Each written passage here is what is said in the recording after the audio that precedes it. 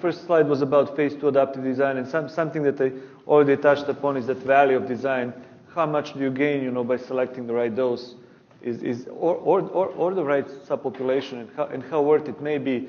I hear about companies. Okay, their competitor is a little ahead of them. What do? They chase the competitor. Well, would it be a better strategy to maybe look at a different subpopulation, spend a little more on the dose? I know it's tough, but it's certainly one thing to consider, I think. Now, phase 2 designs, let me just give it kind of a gist of it. Essentially, new concept with adaptive designs is that you go with a larger number of doses, a little less maybe applicable to oncology, although there are ways to apply that to oncology, definitely to other indications, therapeutic areas. And then you have multiple interim looks. And then after each interim look, the randomization is switching towards more favorable doses, the ones that perform better in terms of efficacy and safety. That is your decision criteria. So gradually, you get focused on the doses that are most likely to succeed, and that just makes it a more efficient design. And by the way, a more ethical one, because most patients get assigned to.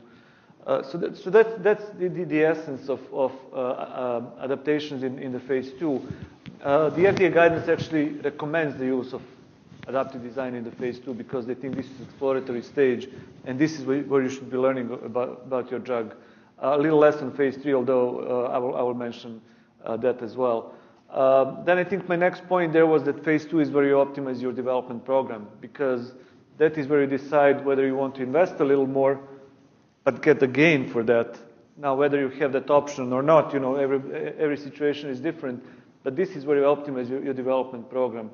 And all the simulations that we ran, it turns out that if indeed you do have the budget, yes, it certainly is worth investing a little more into phase 2. Is there another point there? I can hardly see. Do you want to get up? I think I'll handle it from here for now, and then.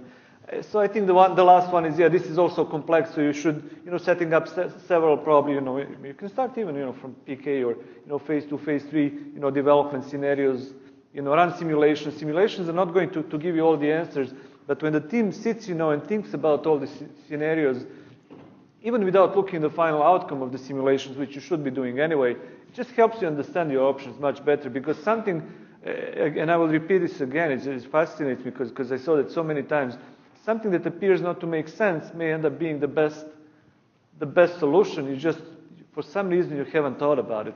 So that much about phase 2. I can respond to any questions later. Phase 3, I will just set up the stage, and then we have Scott and Adam. They can tell you a lot about their examples. Essentially, there are three main types of adaptive designs in the phase 3.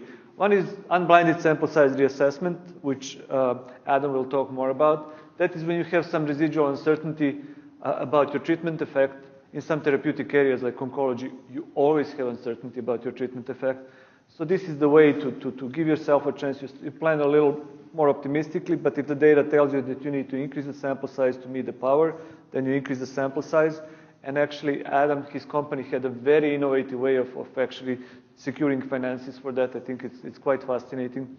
Then you have a so-called seamless phase 2-3 designs. Now we call them two-stage designs, where you still have some, after all that, dose selection, you still have some residual uncertainty about the dose. So you start with several doses, but at an interim analysis, you take a look and you select just the best dose and control, and you go into the second stage. And that is what Scott is going. He has a nice example, a drug that got approved based on that design. And thirdly, you still have some uncertainty about the subpopulation, whether you should be enriching or not. So you start with both subpopulations. You stratify your sample size by subpopulation.